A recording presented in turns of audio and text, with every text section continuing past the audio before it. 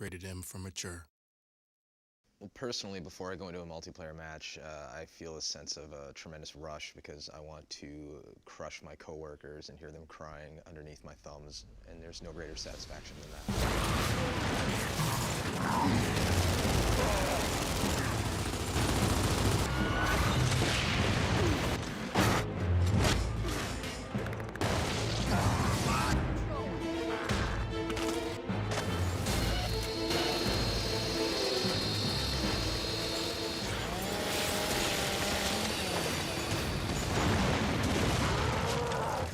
To go take Gears 1 multiplayer as a base and then improve on it, we had to look at a number of different things, and one of them was just sort of things like basic mobility.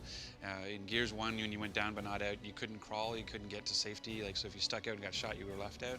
And so that was a big one for us. One of the first changes we made was the ability to actually crawl and try to crawl to your friends to get revived or to back up and behind cover so you couldn't get shot anymore. I think the first Gears helped break that typical run and gun mentality that a lot of shooters have had for years, as well as having players jumping on each other's heads like a bunch of cracked out bunny rabbits.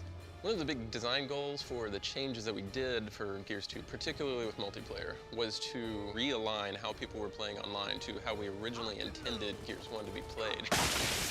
Gears 1, when we released the game out to the world, it took a life of its own, obviously. And one of the things we found was that people like to do this evade shotgun technique of being able to go towards somebody really fast and roll towards them and then pop up and shoot them with a shotgun, which was really effective, but too effective, in fact. And so what we've introduced is this idea of stopping power, which is that as you're being shot with bullets, it actually slows you down. It's kind of like as if you were running against a fire hose. I think if you're ever playing a versus multiplayer game, a good aspect of that experience is psychological warfare. Usually my trash talk is just repeating my favorite lines from the game itself, whether it's Hoffman going, "Eat boot!" or, Dom saying, "Sup, bitches!" I like to talk trash to random people. When I drive by people in my car, I call them douche nozzles. Cliff has this whole douche nozzle thing, which I don't even understand to begin with. My license plate says D-nozzle. No, it doesn't.